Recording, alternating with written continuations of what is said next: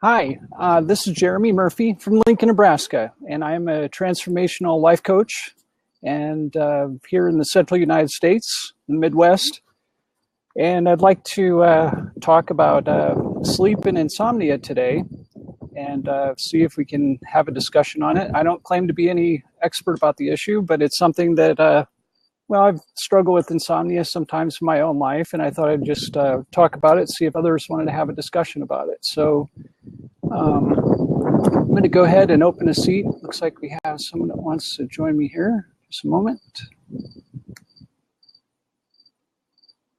Hi, Jeremy. Hi.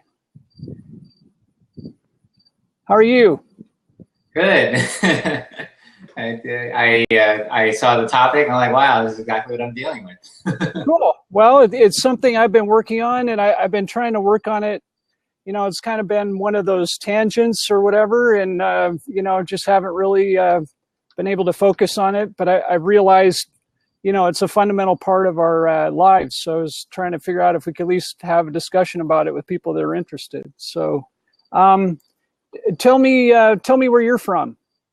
I'm based out of Southern California right now. Okay, cool. What do you do? Oh, that's a good question. It's probably why I'm losing sleep about it.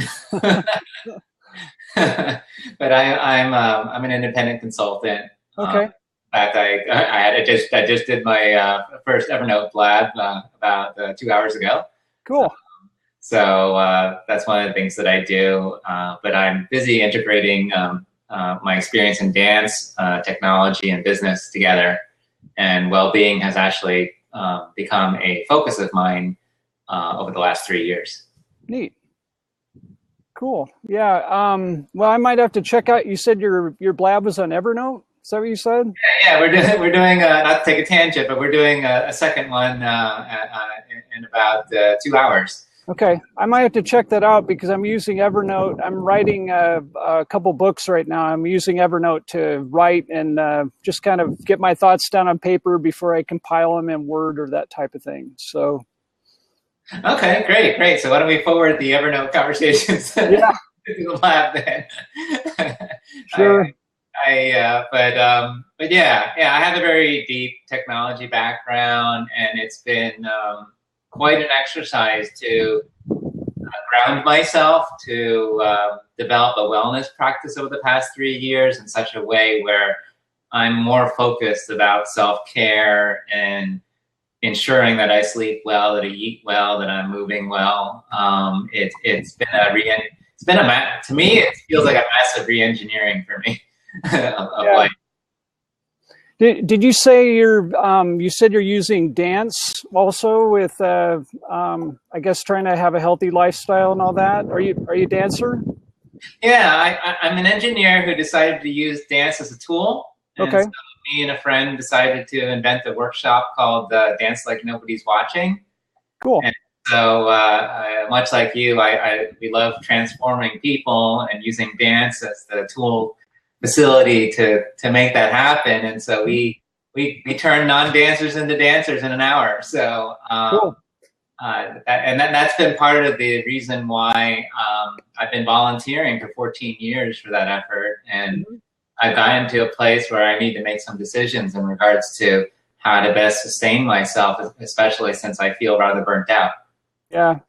It's tough for anybody that is in any of the arts, really. Whether it's music, dance, or the other, theater, theatrical arts are tough also. But our daughter does ballet, tap, point, and jazz and hip hop. So I guess we're getting a real education in what dance can do with kids as far as building healthy habits for the future. Oh, it's really great to hear. That's music to my ears. I worked with kids in Thailand back in 2003 to 2008. So it's really nice to really hear the intelligence that they're developing through kinesthetic intelligence through dance. Right. It sounds like you as a parent is actually appreciating that because it sounds like you're experiencing the shift that's happening. Yes. Yeah. We've seen a real our daughter's taken a real strong interest in it. We were hoping she would have a stronger interest in music, you know, and I'm a musician, you know, not professionally, but I play the piano, organ, I sing, used to play violin. I mean, you know, and so I had this hope that, Wow. you know, that she would share that, but her interest has been a lot more towards the dance side. But you know, it does seem to build self-confidence, and you know, it helps her relax, wears her out a little bit. I don't know. I'm a terrible dancer. So I would probably benefit from the dance type of things that you're doing to figure out. Yeah, I'm sorry, we've got wind noise. I'll try to. That's okay. Well, you can let her know if she wants to blab with a drummer. That's my background before I became a dancer, and before I even became an engineer, as I was doing all kinds of percussion. Mm-hmm. So I can definitely appreciate that, and it shows up in my dancing a certain way. Mm-hmm. And I have certain kind of attention to rhythm, you know, while I'm dancing. Mm-hmm. It can be.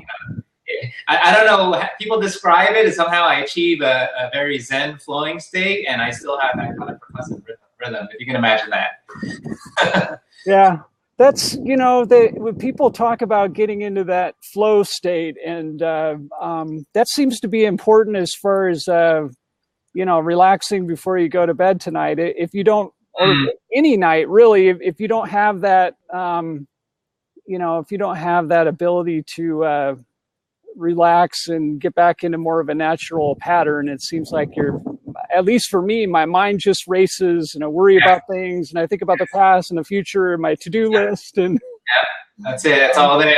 Yeah, and right. I don't like turning to TV to relax my mind. I get that I'm kind of making it wrong, that I shouldn't be doing that. Yeah. And I'm usually someone, you know, who isn't on. I typically don't watch TV. Mm-hmm. And so to actually really discover, especially in the last couple of days, how much I can get my mind off of it using, you know, a documentary, a movie, or whatever. Mm-hmm. But I would prefer more face-to-face interaction. I think that's what I'm dealing with. I've just moved, and so I haven't developed a lot of friends here. It seems like a lot of the people I'm meeting are more work centric. Mm-hmm. So just creating a space to relax and just be with people and just, you know, just talk about whatever, just blab. You know what? I just found blab. So maybe this is it. Maybe I just got to blab with more people in the evening. Right.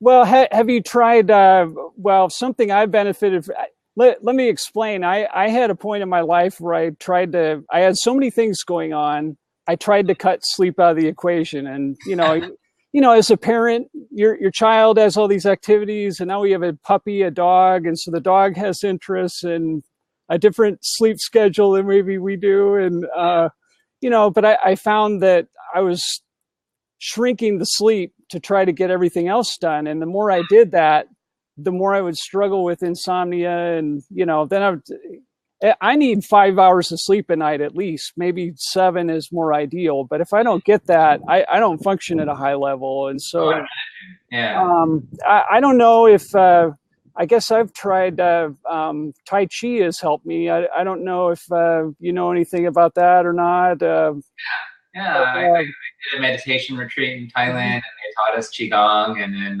I've since explored some Tai Chi here in California. At some various places, but is that something that you do like literally right before bed or something like that? Well, I don't necessarily do it then. I you know, sometimes it's right after I run or right before I run. I run every day, and so it kind of, you know, it depends. I have a couple Tai Chi workouts that are, you know, 10 minutes or up to 30 or something like that, or you know, or I'll catch David Dorian Ross he's on Meerkat, Blab. Sometimes he's on Blab, also on Periscope, but usually on Meerkat, you know, David's doing something almost every day. And I found I get too attached to the past and the future, and I'm trying to focus more on the present. And it seems like that kind of mindfulness, if we can find that, you know, there's, I guess, debates over what that means and everything, but at least awakening to the present, it seems to help me relax enough to be able to sleep normally and be able to make it a priority. So, and I'm glad that you mentioned that, because I spoke to Luke, author of A Million Ways to Live, and he had recommended at the time a book called The Presence Process, and I think I kind of skimmed through it, and it was a really intense invitation. I think that you had to commit like 10 weeks or something like that to do the program that was in the book, and so I hadn't done it yet, and then I just spoke with a coach just 2 days ago. And, after talking for 2 hours, it ultimately came to the conclusion, like, wow, just waking up to like what's around you. And that's why I appreciate the nature in your backdrop, by the way. Yeah. It's not just the room. I'm an outdoor person. So if I can't broadcast, yesterday I wanted to broadcast outside. It was the first day of fall and total downpour. So that's really great. And I've been practicing meditation. I've been practicing meditating every day. And it was just this morning that I actually took a look at my statistics. I've been using this app called Insight Timer to kind of, I don't know if you're familiar with that app. I've barely heard of it. So why don't you tell us about it? Because some people listening may be aware of it, and maybe, people like me, I've heard of it. I see other people are using it, but I don't really understand it yet. Yeah, I think what's really beautiful is that it's not just a timer, right? Anybody can create a meditation timer app, right? It's not too hard, right? Mm-hmm. They've successfully, created a community to help you keep you accountable for your meditation practice. And if you just use the app just for as a timer, then great. At least it makes a difference for you. But I personally use it, to track my meditation, and it actually generates analytics, around that. And, you have to be careful. You can't make meditation about the measurement aspect of it. You have to be doing meditation for the sake of meditation. Can't get addicted to the measurement aspect. Right. But I got to a point in my life this past February where I wanted to really begin quantifying what I'm going through around my wellness practice, around my well-being. And so that's when I discovered a book called The Not So Big Life, and she recommended the Insight Timer. I tried it, and one of the things that I noticed this morning is like, wow, I'm on a real downward trend in regards to the number of minutes that I'm meditating, every day. I mean, you can see a clear trend from February, where I'd have to look at my app, but it definitely from February, every single month, it gets less and less and less and less number of minutes. It's like, it seems like what I'm doing is enough to get by, is what I'm starting to conclude. And I know meditation is valuable, and I'm trying not to get too concerned about it right now, but I am at the point where it's kind of like when you do it every day, it becomes a habit, but then I think I'm asking myself, like, wow, am I really getting the value that I really want to get out of my meditation practice? And the way it's showing up is that, I haven't been sleeping well the last couple days. And I usually sleep well. So this is kind of like, a flag for me, like something's going on. That's the way it shows up. Yeah. What about the quality of the meditation? Because you can get caught up, like you said, you can get preoccupied with the data points of measuring the quantity, but there is a quality issue too. And I think, if you're meditating for 15 minutes, but you're distracted by 50 things, I guess there's a debate over, does that multitasking actually accomplish something or not? I've been noticing that just in the last 2 weeks, actually. Yeah, there are times where I'm completely present to meditating, and it's a great experience. And then there are times where my mind is somewhere else the entire time, and I remind myself, like, okay, that's what there was to get during this experience, is like how out there I was. Mm-hmm. And I think for the first time, like in 7 months, I opened my eyes early, like it was like a 12-minute meditation. I opened my 38 seconds to go, and that kind of bothered me. I'm like, wow, I've been really patient all this time, and here I am thinking, oh, my phone volume must be off or something like that, because it's got to be 12 minutes already, and it wasn't. So I see that impatience is really showing up, and I haven't really talked to anybody about it in regards to, what is it that's here? Do I need to shift to a different practice? I need a new sheep counting strategy. That's and I guess I was curious with the timer. Do you set it for a specific time, or do you meditate and then press stop and it tells you how long you've been meditating, or can you do it both ways?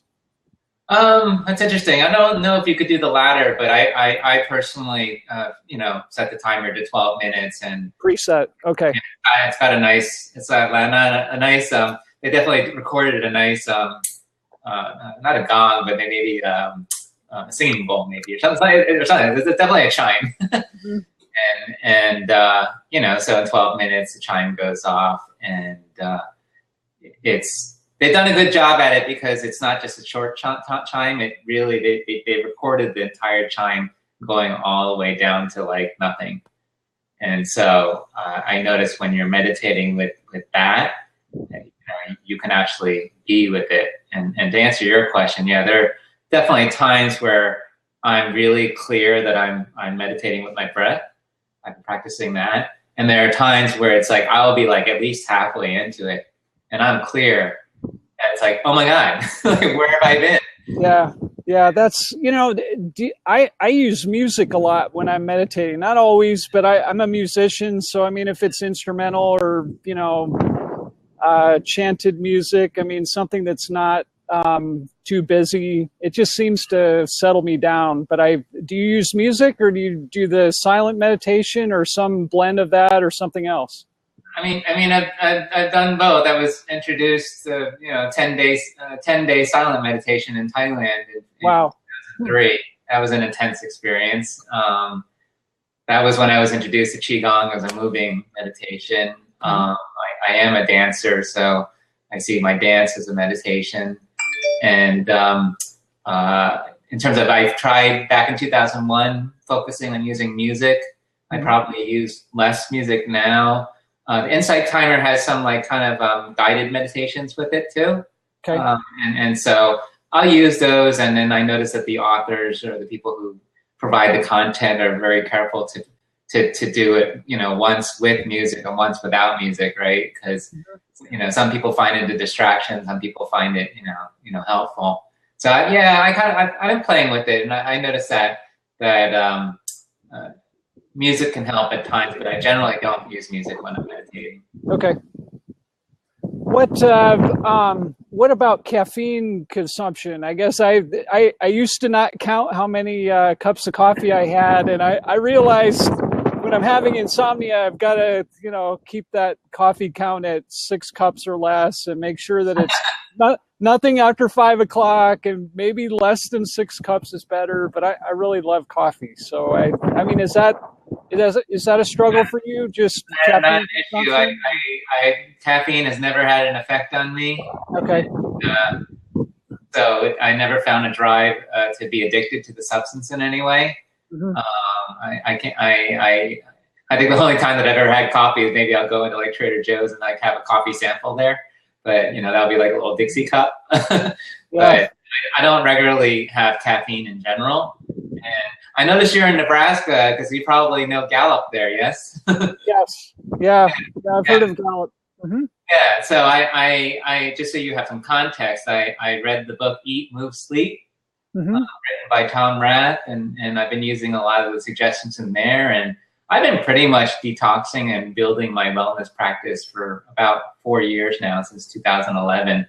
2011 was a real wake-up call for me to kind of elevate my practice to another level. And so all I've been doing is curating and collecting all kinds of wellness practices, trying them out, sorting them out. Mm-hmm. I am at the point, I think one reason why I am talking to you is it's like, wow. I mean, if I shared with you the number of practices that I've actually experimented with, I'm burnt out even on that. It's amazing what's out there. It's amazing what people suggest. They get really creative. There are some clearly some very foundational practices. Right.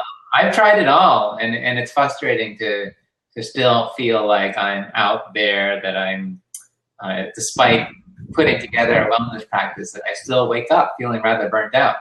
Mm-hmm.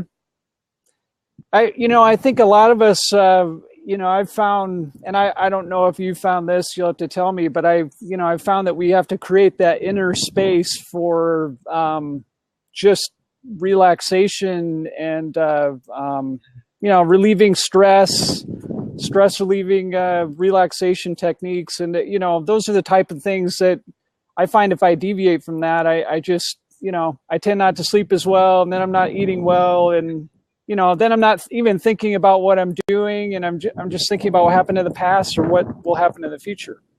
Actually, you make a really good point. You know what I hear in that is, I did the Gallup's well-being finder for 6 months, and that just ended last week, like last Wednesday. And so that was the end of every single day, like having 100% focus on meditation, mm-hmm. doing their well-being tracker, measuring my sleep, being conscious of all these different things. And I got that I felt like I was starting to fall apart towards the very last 1 or 2 weeks, which is interesting to see. Mm-hmm. And I was missing milestones in terms of doing the tracker and stuff like that. And I missed meditation sessions. And so now I'm at a space where I'm kind of like wanting to let it go and see where a 6-month focus brings me. And I think whatever it is, my body, my spirit is dealing with kind of the let go in a certain way. Right. And I guess in many ways, I guess I'm kind of wondering, like, wow, have I gone the ropes already? It's time to kind of like take the training wheels off. And it's challenging. It is challenging. I notice when I'm about to sleep that, I noticed that there's a kind of a degree of like, am I satisfied with what happened today? Mm-hmm. Am I satisfied with my life direction? And I think what I noticed last night was like, wow, despite all this stuff happening, like all this great stuff, I'm still not satisfied. And I think it causes me to basically go to sleep later, like around midnight. And then I think what happens is that I've been experimenting with not scheduling things in the morning. And what happened was I had a blab scheduled this morning, and I realized that at like about 1 a.m. and like, wow, there's no not showing up here. And you can move them though. You can move them to different times. So well, I've never had to do that, but I'm co-blabbing with someone, and it was our first one. So. Okay. This might be an outlier. This might be an outlier, like kind of a one-off. Lesson learned. Like look at your schedule, like mid-evening kind of thing, and make sure you don't have anything scheduled in the morning. But I had gotten so used to not scheduling in the morning that I just never even entered my mind that there was something there. So I probably won't schedule labs in the morning. So probably is what I should do. Well, we all have, you bring that up, we all have our different circadian rhythms. And my wife used to work nights when we first got married. And so, for a while I was dealing with, okay, my wife would work for a week and then she'd take a week off. And, but we all have, I'm most productive in the morning. So, but I found that if I'm doing blabs, I can do the productive work in the morning and, blab about something in the afternoon or evening, or weekend. But what did you use to track your sleep? Did you use one of these fitness bands or an app, or what? Can you recommend something for that? Because I used to use a VivoFit tracker from Garmin, but the VivoFit, the battery's dead or something. So I've got to figure out, do I replace it? Do I just use an app? What did you use to track sleep? Well, I was one of the people who got one of the first iPhones in 2007, and okay. I installed an app called Sleep Cycle. And I would definitely recommend these guys. Excellent support, right? If anything goes wrong with the app, these guys are extremely responsive. And so they've always been able to iron out technical issues. But it's been manual. I literally got a tracker last Christmas. gift to myself, and I find the trackers to be extraordinarily inaccurate. Like, you know, they're just kind of guessing like when you're getting still and not moving. Mm-hmm. And so I've kept up the sleep cycle app and just manually turn it on before I go to sleep, and just turn it off, you know, when I get up. And one of the great things about the sleep cycle is, like today, you can set an alarm, and it is trying to find that ideal time to put the alarm on, you know, within like a half-hour window. So if I want to get up at 8 o'clock, it'll try to wake me up in a range between like 7:30 and 8. And it's going to try to find some kind of rhythm in how you're moving your body that's going to be ideal to waking up. Now, I can't personally kind of speak to whether it's right or not, because I generally wake up just fine, no matter what. The only thing that I personally deal with is just what is the exhaustion that I feel in my body, or whatever it is that's going on. That and I realize you're not a medical professional, but you know, to be honest, when I see doctors, they really, you know, their blood tests and things like that just don't know what's going on. So I'm just ongoingly on the hunt for you know, new tricks, new methods, new things to try. So, you know, that's why I'm here. Yeah. What about measuring like how long it takes to go to sleep? Have you ever tried to measure that? Because you know, sometimes it'll take me, I don't know, 30 minutes. My wife can fall asleep like this. Yeah, I'm like your so wife. Can my daughter, so can the dog. I'm the only one in our house that can't. I just noticed the thing that this blab is about insomnia. It wasn't until maybe in the last year that I realized what people are talking about. Okay. Mm-hmm. I generally fall asleep like a log, and become a log just like that. But there were a few nights for sure in the last year or two that I definitely could not get to sleep.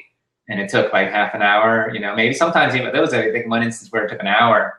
But in terms of measuring that, I think because the sleep cycle app that I'm using creates a graph of my movement, it's pretty clear you're like flatlined for an hour if you're basically, you know, not sleeping. You can see it in the graph. It's like your movement is definitely up there. Have you looked at like your nutrition and stuff like that to determine if that's affecting your exhaustion level? Because I reached a point last year where I was training for my first ultra marathon. I was just feeling burned out. I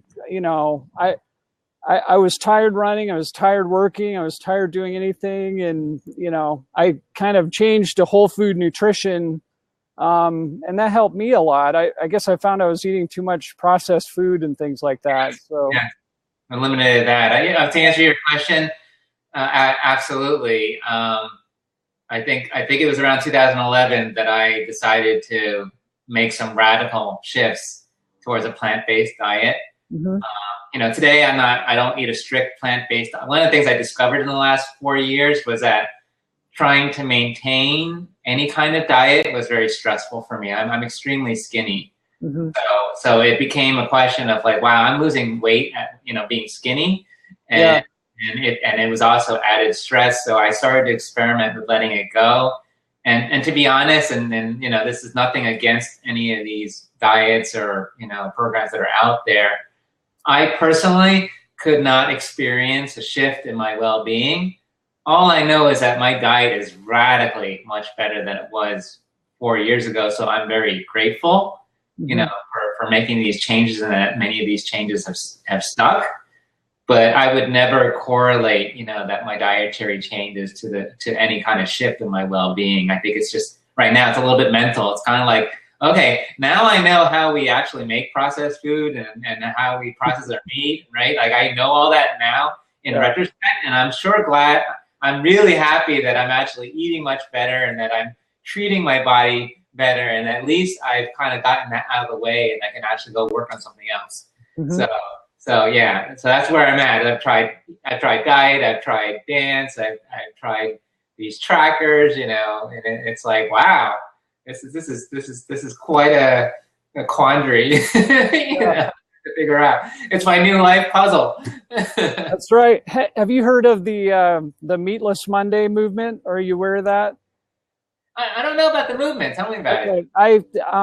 Well, I'll tell you what happened to me when I had a wake up call with cholesterol a couple years ago, and suddenly, I had blood tests and I found I had high cholesterol and high triglycerides, and we couldn't figure out why. And so my doctor said, "Well, you need to make changes." And I said, "Well, what changes am I supposed to make?" And she said, "I'm going to let you figure that out." And I said, "Oh, great." So I'm not a doctor. I'm a juris doctor. I'm a lawyer. My brother is a medical doctor. So I asked him, and he said, "Well, why don't you just cut back on meat, go to more of a plant-based diet similar to what you're suggesting." And I was already not eating meat on Fridays, and I found the Meatless Monday movement. So I dropped meat on Mondays also. And unless it's a holiday or something, but I get occasions where my wife is pressuring me to, "Oh, can't we just have hamburgers as a family tonight or something?" So I decided, okay, well, I'm going to give up meat twice, 2 days a week. And it made a dramatic difference. I mean, I could not believe just, having that one less day of meat, well, actually, not having it too, but adding that one additional day, I just felt healthier, dropped weight. I haven't had my cholesterol retested, and I probably need to do that. But I guess I wanted to find out if you knew that about that movement, because it's. I'm there. I've already joined. Yeah. What I really like about it is that it's not trying to invite you to drop meat like every day, right?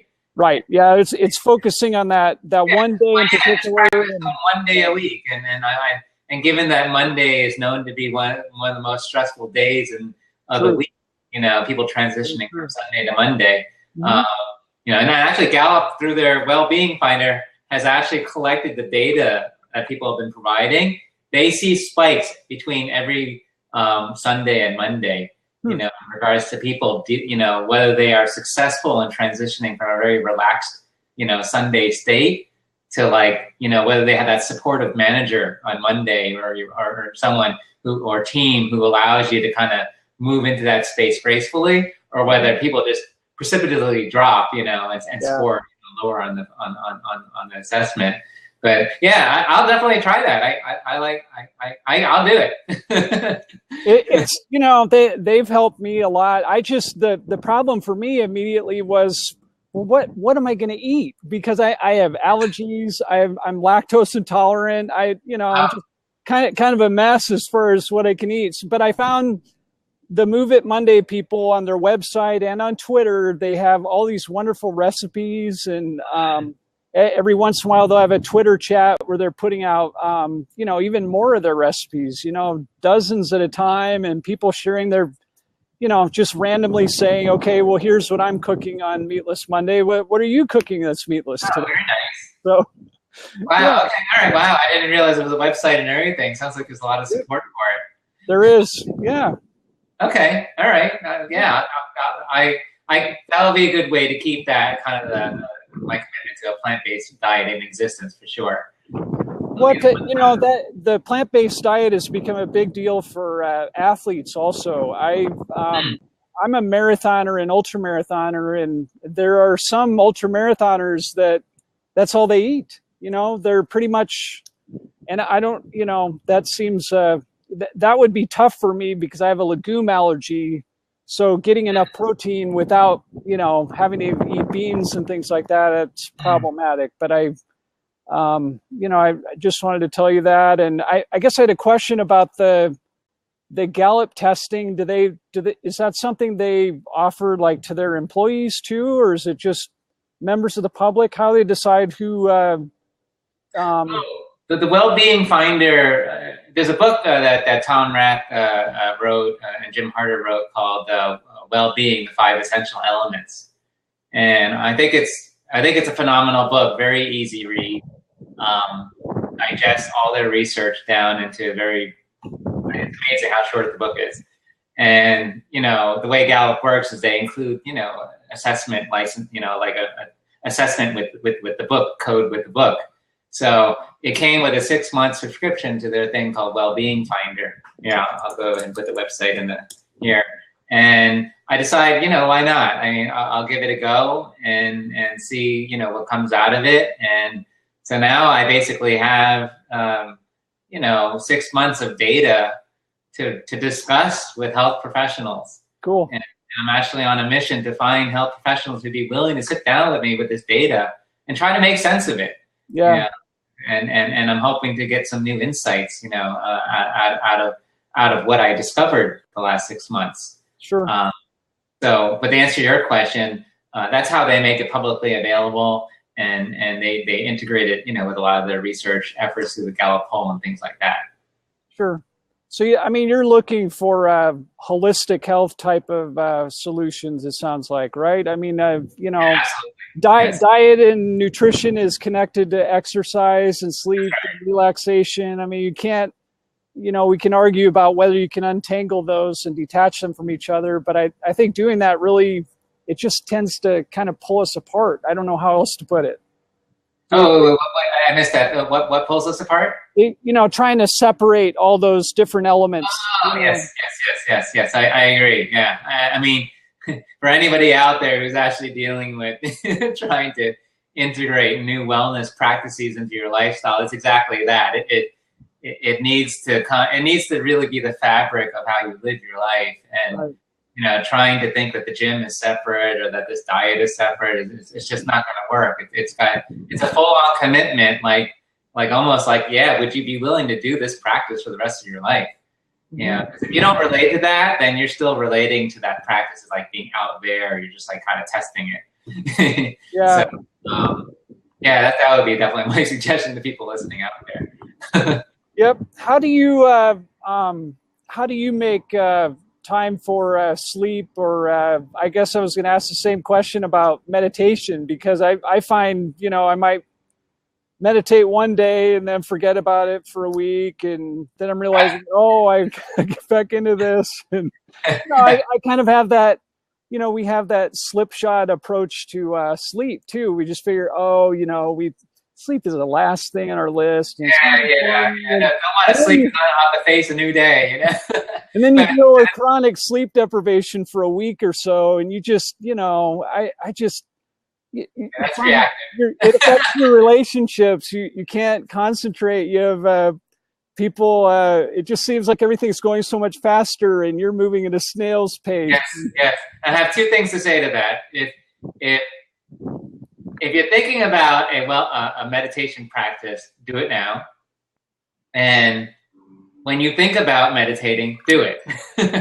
And I've learned, especially after the 6 months of measuring my meditation practice or quantifying it, that the easiest time to meditate is immediately when I wake up. Mm-hmm. Because if you're saying no to meditation, especially when you're waking up, then your brain's already in work. It's already thinking about getting, to the desktop or getting into your email or trying to make food, breakfast in the morning. It's just like your mind's already started. Yeah. and so I noticed if I look back, all right, from a quantitative perspective, and I look at the times that I missed meditation, it's because I allowed myself to engage with life. And I thought, and it was a kind of an attitude like, oh yeah, I'll just meditate tonight, or I'll meditate when I get home from work or something like that. And you know what? That never, many times, I'm gonna be honest. 80% of the time it does come, okay? But there is that 20% of the time that life gets the best of you. And a lot of times when you're engaged with life, you're excited, you're vibrant, you're attracting all kinds of people, you're having all kinds of cool conversations. And then it's like, suddenly it's like time to go to sleep. And that's all there is to do is go to sleep because you're tired. Yeah. And you're like, oh, I didn't meditate today. Or you find out the next day, oh, I didn't meditate yesterday. How interesting is that? So it's not, I don't think this is maybe not a good practice for every day, but there are situations where, maybe you decide to meditate at the end of the day to kind of clear your mind. Oh, yes. And you end up falling asleep in the middle of that. And I think we need to accept that's okay. I mean, that's a sign that the meditation we're doing is successful. But I think, you know, there's also you just say, oh, well, now I don't have time for it, so sleep's more important. I think if we have to make a decision, if we're short on sleep, we've got to sleep first and maybe move the meditation to the following day. Although that's a tough, you know, meditation can help us relax before we sleep. So it's almost like bodily well-being versus kind of mental kind of emotional well-being. Right. I think that's why I do meditation as the first thing I do immediately when I wake up, because good idea. it definitely makes me feel like I accomplished something important. Right. It kind of addresses the monkey chatter that can kind of show up in the morning. Mm-hmm. So I often will meditate before I journal, and I see that it helps, because if you don't meditate, you just got monkey chatter on, you know, tons of monkey chatter, and it gets tiring to write about monkey chatter. Yeah. So the monkey mind can be very distracting, can it? Yeah, definitely. And yeah, I don't know. Have you done a 10-day meditation or an extended meditation of any kind? Not extended. I've just, you know, I'm kind of doing ad hoc meditation is what I call it. Okay. But I kind of discovered it with Tai Chi, kind of sort of introduced me to it, and I found it was helping me have breakthroughs with running. And then I found it was helping me break through with sleep a little bit if I was diligent and, you know, just making it part of my daily routine. And I think, you know, I guess if we decide that's a priority, then we have to find ways to carve out the time for that, even if it's, okay, I'm really busy, so I'm going to only meditate for 5 minutes today, or 10, or, okay, I'm not so busy, so maybe today's going to be an hour. Yes. That's often what I'll do. Yeah. I'm just at a place in my life where I read an article that our military has apparently decided that 12 minutes is the ideal time to meditate. They have actually calculated that with our, you know, with people out in the field, right, out in the trenches, that 12 minutes has had a measurable effect, or whatever that measure is. So I've stuck with that, but I've also noticed that mentality makes the bar at 12 minutes. And I know I mentioned earlier in the blab that I can see this downward trend in terms of the number of minutes I'm meditating a month, and a lot of it is because I'm not finding a lot of that freedom to, like, oh yeah, I'm just going to do an hour right now, or I'm just going to do 20 minutes right now. As of recently, my mind is like so somewhere else, and I'm unfortunately guilty of being that person, you know, who meditates and, like, when is this meditation going to end, you know, right? Because I got to get back to what I'm doing, and you just got to notice that stuff. Well, and we lose track of the meditation may unlock the key to some problem that we're trying to solve or whatever that may come to us. Yes. In the middle of meditation. So yes, we don't want to short that if that's going to help us have the biggest breakthrough of our day or week or lifetime. I mean, we don't know when those breakthroughs will occur. Yes. And can I add to that? Sure. This is it. If you're strategically minded like me, there's the dark side of that too, because once you discover that time allows your mind to kind of relax and be creative, and you get those breakthrough thoughts, it becomes so positive that it becomes a new strategy in your life, and that actually can also detract from your meditation practice, because you can't go into your meditation practice expecting some creative breakthrough thought to happen. Right. Because then it means that the intention of the meditation has been completely sidetracked. You know, yeah. It no longer becomes about letting things go and, like, being with nothing and you know, a lot of the Zen aspect of the meditation. Yeah, that's a good point. I guess I struggle with this a little bit as a creative person. You know, sorry, we got somebody mowing back here. I can hear it. It's really great. But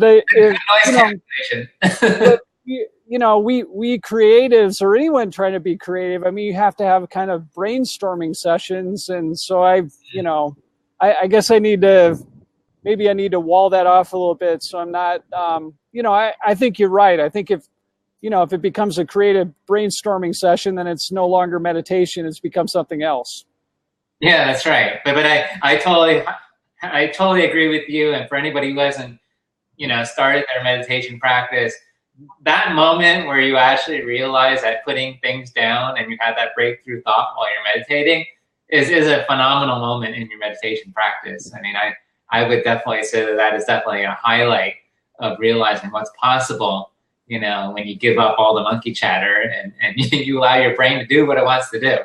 And it's very similar to the thought that people have around, like, just sleep on it, right? You'll wake up with new thoughts in the morning. It's very similar to that, but it's done in a very compressed time because you're only meditating probably anywhere from 5 minutes to 20 minutes, or to an hour, right?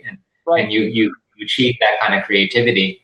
So it's enlightening. So I agree with you wholeheartedly.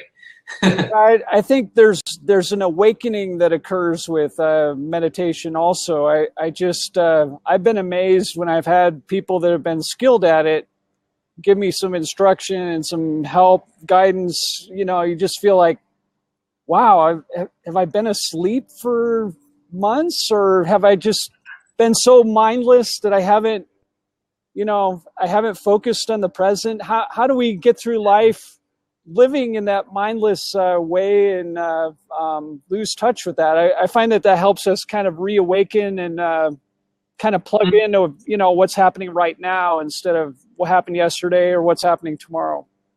That's a good point. It definitely is an important inquiry when you get to the point where you want to bring that inner state outward. Much like the monk who comes down from the mountain, to reintegrate with the everyday world, and how do you bring that Zen state, to your everyday life where you're literally getting things done, right? You're having to do things, right? And we both know that meditation is actually the anti-doing, right? It's just more about being, and so.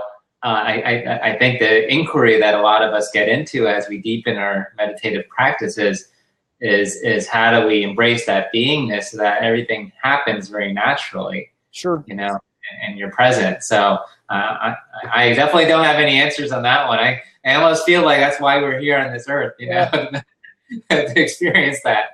Yeah, well, and I think we have to accept that not every question that we ask really has an answer that we're supposed to determine. That's hard for me to admit as as an attorney and a philosophy major. I just feel like that search for knowledge and answers is constant, at least to be able to ask the right questions. And through that inquiry, we learn something, although it may not be exactly what we're looking for. It may be what we need right now. Yes, that's right. And it's just it's open-ended, right? Yeah. Whatever you get right now, that inquiry is not done. True. Inquiry is infinite by nature. Yeah. And you are very likely to get something new in the next moment, and many moments later. True.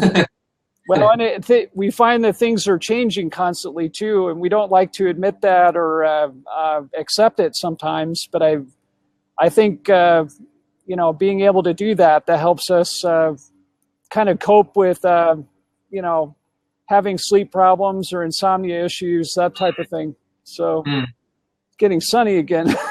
Can't see. I thought about setting up the umbrella, but I didn't have a lot of time. The last time I had the umbrella set up for a blab, the wind picked it up and it flew in the middle of the blab, and I had to grab it. So oh no! Okay, wow. I guess we call that. How long have you been blabbing for? What? How long have you been blabbing for? I think I've been here maybe close to a month or so, something like that. Yeah, wow. At least a couple of weeks. Yeah. Yep. Not as long as some people though. Some have been here. The early adopters, I guess, got here in March. So. Oh wow. Yeah. Wow, I didn't realize it was that long. I just heard about it like literally last Thursday. So have you been on Blab for about a week? Is that what you're saying? Yeah. Last Thursday, in fact, I was on a Gallup-related call. Cool. It was related to sharing from our strengths, right? Strengths Finder. And the host decided literally like a couple minutes before the show, let's do it on Blab. And I'm like, okay. And we got onto Blab, and it was an amazing experience. And I shared it with one of my fellow Evernote consultants, and he's like, yeah, let's put a blab together next week. I'm like, okay, I'll show up and just try it.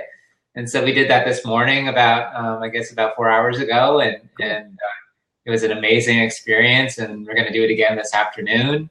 And it's quite a meditative experience, provided you go in unplanned and you keep it spontaneous and open, and you let whatever come. And it's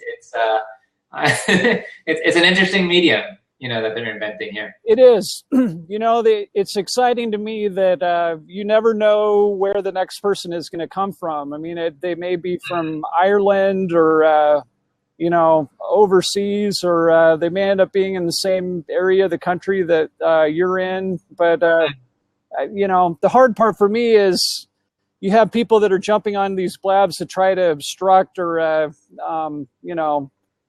convert the blab to their own nefarious purposes. So yeah, we were talking about that. They need to stay away from me.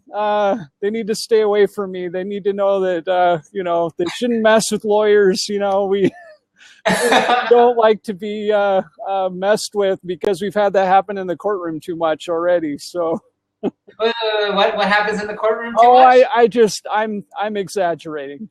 Okay. I just know we had a conversation in regards to people like trying to make things structured and turning it into a podcast, which is not there's a reason why it's called a blab. Yeah. You get the people that they want to talk to someone, but they want to talk about something that's not the topic of the blab. Now, if the host agrees to that, that's fine. But if the host is wanting to stick on topic, like, this blab, I wanted to stick to this topic. So you have other times you have blabs where the discussions may evolve, and, some of them have run more than 10 hours. And of course, if you're going that length, the topic is probably going to change a couple times. Justifiably so. But, I guess I just appreciate this opportunity to get to talk with you. I'm going to have to probably wrap this up. I have our dog out here, and she's getting a little antsy to get inside. It's getting a little warm for her. So, okay. So I think I'm going to say goodbye at this point and say thank you, and hope to be able to catch some of your blabs you're having in the future. I'm having one on Monday. Literally in about an hour. Okay.